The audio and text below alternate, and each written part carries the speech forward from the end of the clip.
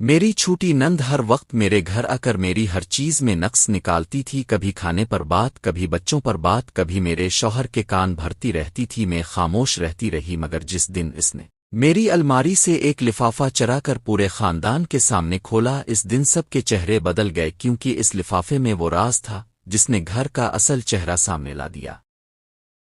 میرا نام عائشہ ہے، اور اگر اپنے کبھی مشترکہ خاندان میں زندگی گزاری ہو تو اب جانتے ہوں گے کہ بعض گھر باہر سے جتنے پرسکون دکھائی دیتے ہیں، اندر سے اتنے ہی شور سے بھرے ہوتے ہیں۔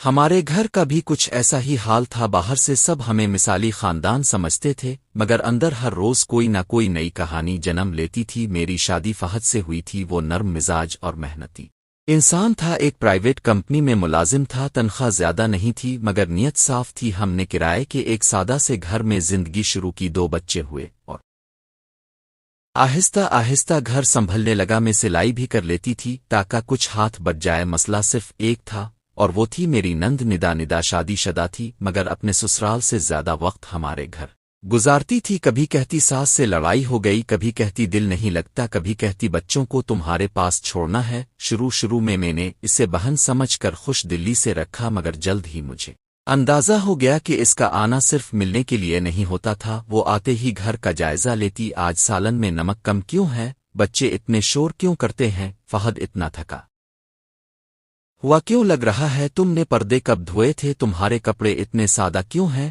تم فہد کو روکتی ہو اس لیے وہ ترقی نہیں کر رہا۔ میں مسکرا کر ٹال دیتی، کیونکہ میں جانتی تھی کہ جواب دینے سے آگ بڑھے گی، مگر اصل مسئلہ یہ تھا کہ وہ فہد کے کان بھرتی تھی۔ اسے کہتی تم بہت سیدھے ہو عائشہ، تمہیں استعمال کر رہی ہے، اپنی ماں کے گھر بھی پیسے بھیجتی ہوگی، تمہیں پتہ بھی نہیں ہوگا، عورتیں ایسی ہی ہوتی ہیں۔ فہد شروع میں ہنس دیتا، مگر بار بار سن کر انسان کے دل میں شک کے بیج پڑ ہی جاتے ہیں۔ ایک دن وہ دفتر سے آیا تو بولا عائشہ تم نے اپنی بہن کو پیسے دیے تھے؟ میں حیران رہ گئی، میں نے کہا ہاں، پچھلے مہینے اس کے بچے بیمار تھے، میں نے اپنی سلائی کے پیسے دیے تھے۔ وہ بولا مجھے بتا دیتی، میں نے کہا میرے اپنے کمائے ہوئے تھے۔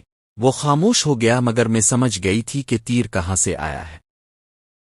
میں نے اس رات پہلی بار ندا سے دل میں دوری محسوس کی۔ چند ہفتوں بعد ندا پھر آ گئی، اس بار 2 دن نہیں پورا ہفتہ رہی۔ صبح دیر سے اٹھتی، بچوں کو حکم دیتی، میرے برتنوں میں نقص نکالتی، اور شام کو فہد کے سامنے بڑی مظلوم بن جاتی کہ بھابھی مجھ سے خوش نہیں ہے۔ میں نے فہد سے کہا تم خود دیکھتے ہو سب کچھ، پھر بھی کچھ نہیں کہتے۔ وہ بولا وہ میری بہن ہے، تھوڑا برداشت کر لو۔ یہ جملہ اکثر عورتوں کو سننا پڑتا ہے، برداشت کر لو۔ میں نے برداشت کیا۔ پھر ایک دن اس نے حد کر دی، میری الماری میں ایک پرانا لفافہ رکھا تھا جس میں کچھ کاغذات اور ایک رسید تھی، وہ میری سلائی کے جمع شدہ پیسوں کی رسید تھی۔ میں کئی مہینوں سے تھوڑے تھوڑے پیسے بچا رہی تھی تاکہ بچوں کے لیے پڑھائی کا فنڈ بن سکے۔ میں نے کسی کو نہیں بتایا تھا کیونکہ میں چاہتی تھی وقت پر سب کو خوشخبری دوں۔ اس دن گھر میں سسرال کے کئی لوگ آئے ہوئے تھے، ندا بھی موجود تھی۔ میں چائے بنا رہی تھی کہ اچانک باہر سے اس کی اونچی آواز آئی، بھابھی یہ کیا راز چھپا رکھا ہے؟ میں باہر آئی تو میرے ہاتھ سے ٹرے تقریباً گر گئی۔ ندا نے میری الماری سے وہی لفافہ نکال رکھا تھا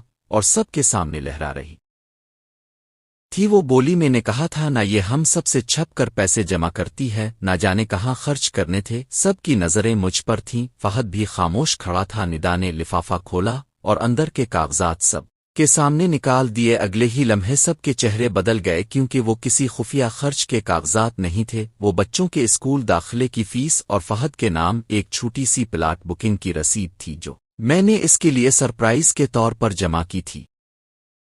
ندا کے ہاتھ کانپنے لگے اور گھر میں پہلی بار خاموشی چھا گئی۔ کمرے میں ایسی خاموشی تھی جیسے سب کے الفاظ کہیں گم ہو گئے ہوں۔ ندا کے ہاتھ میں اب بھی وہ لفافہ تھا، مگر اس کی آواز غائب ہو چکی تھی۔ ساس میری طرف دیکھ رہی تھی، فہد کے چہرے پر حیرت بھی تھی اور شرمندگی بھی، کیونکہ جس عورت پر شک کیا گیا تھا وہ اسی کے لیے پیسے جوڑ رہی تھی۔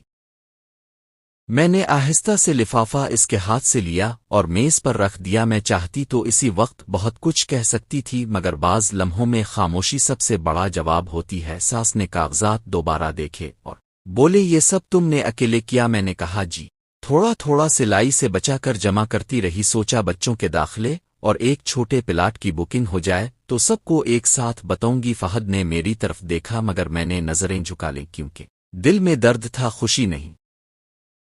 निदा ने फौरन बात संभालने की कोशिश की और बोली मैं तो मजाक कर रही थी। मैंने कब कहा कि भाभी गलत हैं, मगर अब किसी ने इसकी बात पर तवज्जो ना दी। इस दिन के बाद चंद रोज तक वो घर न आई और घर में अजीब सा सुकून रहा। फहद नर्म हो गया, बच्चों के साथ वक्त गुजारने लगा और मुझसे भी माजरत की कोशिश करता रहा, मगर दिल पर लगे शक के निशान फौरन नहीं मिटते। एक रात इसने कहा, आयशा मुझसे गलती हुई, मैंने दूसरों की बातें सुने। मैंने जवाब दिया, गलती बात सुनने की नहीं थी, गलती मुझे ना समझने की थी। वो खामोश हो गया। मैंने महसूस किया कि इसे वाकई एहसास हो रहा है, मगर जिंदगी में बाज जख्म भरने में वक्त लेते हैं। तकरीबन 2 हफ्ते बाद निदा फिर आ गई। इस बार चेहरे पर पहले वाली तेजी नहीं थी। वो मीठी बनकर आई, बच्चों के लिए चॉकलेट लाई, मेरे लिए दोपट्टा लाई और आते ही बोली, भाभी पिछली बात दिल पर ना लेना, मुझसे जल्दी हो गई थी। मैंने रस्मी मुस्कुराहट दे दी, मगर दिल पूरी तरह साफ ना था। वो इस बार हद से ज्यादा नर्म थी। सुबह जल्दी उठती, मेरे साथ काम में हाथ बटाती, सास के सामने मेरी तारीफ करती और फहद से कहती, भाई तुम्हें आयशा जैसी बीवी मिली है, कदर करो। ये सब इतना अचानक था कि मुझे हैरत होने लगी। इंसान अगर एक दिन में बदल जाए तो शक जरूर होता है। एक शाम वो मेरे पास आई और बोली, भाभी अब तो सिलाई बहुत अच्छी करती हैं, एक काम है। अब से मैंने पूछा, क्या? वो बोली, मेरे ससुराल वालों को दुखाना है कि मैं भी कुछ करती हूँ, अब मेरे नाम से चंद सूट सी कर दे, मैं पैसे दे दूंगी। मैंने साफ कहा, काम कर दूंगी, मगर झूठ के लिए नहीं। उसके चेहरे पर एक लम्हे को नागवारी आई, मगर फौरन हंसकर बोली, अब भी ना हर बात संजीदा ले लेती हैं। इसी रात में पानी लेने उठी तो किचन के करीब निदा की धीमी आवाज सुनाई दी। वो फोन पर किसी से कह रही थी, बस 2 दिन और रहने दो, फिर सब समझ जाएंगे कि असल चालाक कौन है। मेरा दिल धक से रह गया। मैं दरवाजे के पीछे रुक गई, मगर अगले अल्फाज साफ ना सुन सकी। सुबह इसने ऐसे बर्ताव किया जैसे कुछ हुआ ही ना हो। अब मैं पूरी तरह चौकस हो गई थी। मैंने अलमारी देखी तो सब ठीक था, फिर पैसे चेक किए, वो भी मौजूद थे, मगर दिल कह रहा था कि कुछ होने वाला है। 2 दिन बाद सास ने जोर से मुझे आवाज दी और कहा, आयशा फौरन कमरे में आओ। मैं गई तो देखा सब जमा थे, फहद भी, निदा भी, सास भी, और मेज पर एक सोने का कड़ा रखा था। सास गुस्से से बोले, ये मेरा कड़ा निदा के बैग से नहीं, तुम्हारे बिस्तर के नीचे मिला है। मैं साकित रह गई। निदा आंखों में आंसू भर कर बोली, भाभी अगर मांग लेती तो मैं खुद दे देती, चोरी की क्या जरूरत थी। मेरे पांव तले जमीन निकल गई, क्योंकि मैं जानती थी ये नई चाल शुरू हो चुकी है। सास के हाथ में कड़ा था और उनकी आंखों में गुस्सा साफ दिखाई दे रहा था। फहद खामोश खड़ा था। निदा एक तरफ खड़ी आंसू बहा रही थी, जैसे सबसे ज्यादा सदमा इसे पहुंचा हो, और मैं कमरे के दरमियान ऐसे खड़ी थी जैसे किसी ने मुझे अचानक धक्का देकर आग में डाल दिया हो। मैंने संभल कर कहा, ये कड़ा मेरे बिस्तर के नीचे कैसे आया? मुझे नहीं मालूम। सास बोले, चीज खुद चल कर तो नहीं गई होगी। निदा फौरन बोली, उम्मी रहने दें, शायद भाभी से गलती हो गई हो। इसके लहजे की बनावटी नरमी ने मेरा दिल जला दिया। मैंने सीधा इसकी तरफ देखा और कहा, गलती मेरी नहीं, किसी और की चाल लग रही है। वो चौंकी, मगर फौरन संभल गई और बोली, भाभी अब मुझ पर शक कर रही हैं। मैंने कहा, मैं सिर्फ सच तक पहुंचना चाहती हूं। फहद ने पहली बार बात की और बोला, आयशा मामला बढ़ाओ नहीं, अगर ले लिया था तो वापस आ गया है, बात खत्म करो। ये सुनकर मेरे दिल पर चोट लगी। मैंने कहा, तुम्हें इतनी जल्दी यकीन हो गया कि मैं चूर हूं? वो खामोश हो गया। मैंने इसी लम्हे फैसला किया कि अब सिर्फ सफाई नहीं, दीनी सच साबित भी करना है। मैंने सास से कहा, मुझे एक दिन दें, अगर मैं बेकसूर निकली तो फिर बात मेरी होगी।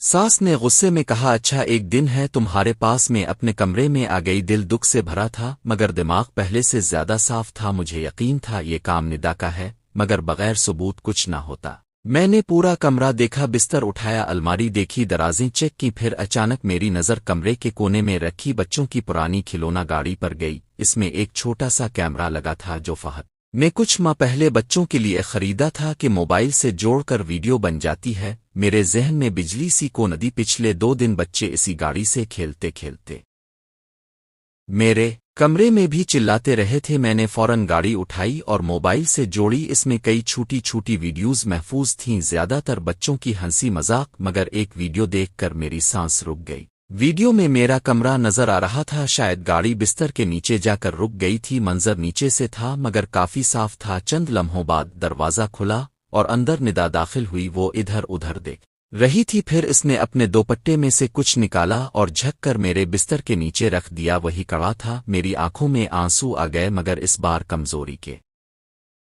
नहीं बल्कि सच मिल जाने के थे। मैंने फौरन वीडियो महफूज की और खामोश रही। मैं चाहती तो इसी वक्त सबको दुखा देती, मगर मैंने सोचा इसने मुझे सबके सामने रुस्वा करने की कोशिश की है। सच भी सबके सामने ही खिलेगा। शाम को घर में सब जमा थे। निदा पहले की तरह मजलूम बनी बैठी थी। सास बार बार इसे दिलासा दे रही थी। फहद परेशान था। मैंने कहा अगर इजाजत हो तो मैं भी कुछ दुखाना चाहती हूँ। सब मेरी तरफ देखने लगे। मैंने मोबाइल टीवी से जोड़ा और वीडियो चला दी। चंद सेकंड बाद कमरे में मुकम्मल खामोशी छा गई। निदा का रंग उड़ गया।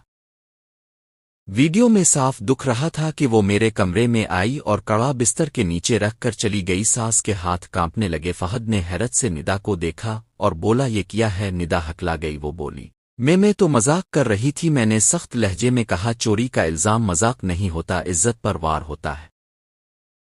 सास की आंखों में आंसू आ गए। वो बोले मैंने अपनी बहू पर शक किया। निदा रोने लगी, मगर इस बार किसी को इसके आंसुओं पर यकीन न था। फहद गुस्से में बोला तुमने हमारे घर में जहर गिला है। निदा ने आखिरी कोशिश की और बोली सब आयशा की वजह से है। इसने तुम सबको मुझसे दूर कर दिया। मैंने कहा नहीं, तुम खुद अपने आप को सबसे दूर ले गई हो। घर का माहौल हल चुका था, मगर असल फैसला अभी बाकी था कि निदा के साथ किया होगा और फहद मेरे साथ अपने शक की तलाफी कैसे करेगा। वीडियो खत्म हुई तो कमरे में ऐसा सन्नाटा छा गया जैसे सबकी आवाजें कहीं दब गई हूं। निदा सर झुकाए खड़ी थी। सास सोफे पर बैठ गईं जैसे उनके कदमों से ताकत निकल गई हो, और फहद मुझे देख रहा था मगर उसकी आंखों में शर्मिंदगी साफ थी। काफी देर तक किसी ने कुछ न कहा। फिर सास ने भारी आवाज में कहा निदा तुमने ये क्या कर दिया? निदा रोने लगी और बोली उम्मी मुझसे गलती हो गई। मैं बस ये चाहती थी कि अब सबको पता चले भाभी इतनी मासूम नहीं है। मैंने पहली बार नर्म मगर साफ लहजे में कहा मसला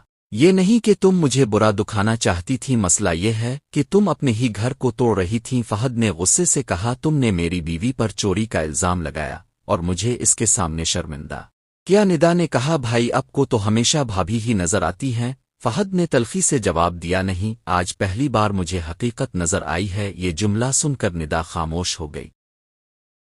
सास ने आंसू पोंछे और कहा निदा तुम कुछ दिन अपने घर जाओ और अपने मामलात संभालो। यहाँ रोज आकर फसाद फैलाने की जरूरत नहीं। निदा ने हैरत से माँ को देखा। शायद इसे पहली बार एहसास हुआ कि इसके हर ड्रामे का असर खत्म हो चुका है। वो जाते जाते मेरी तरफ मुड़ी और बोली तुमने सबके सामने मुझे गिरा दिया। मैंने जवाब दिया मैंने कुछ नहीं किया, तुम खुद गिरी हो। वो खामोशी से चली गई। इसके जाने के बाद घर में अजीब सा सुकून उतर आया, मगर मेरे दिल में एक और दर्द बाकी था। वो फहद का शक था जो इसने मुझ पर किया था। रात को बच्चे सो गए तो फहद मेरे पास आया और बोला आयशा अगर हो सके तो मुझे मुआफ कर दो। मैंने कहा मुआफी अल्फाज से नहीं एतमाद से मलती है। वो खामोश हो गया। फिर बोला मैंने हमेशा तुम्हारी मेहनत देखी मगर दूसरों की बातों में आकर तुम्हें न समझ सका। मैंने पहली बार दिल की बात कही और कहा औरत बाहर वालों से इतना नहीं टूटती जितना अपने इंसान के शक से टूटती है। इसकी आंखें नम हो गईं। अगले दिन इसने मेरे हाथ में एक फाइल दी। इसमें वही प्लाट के कागजात थे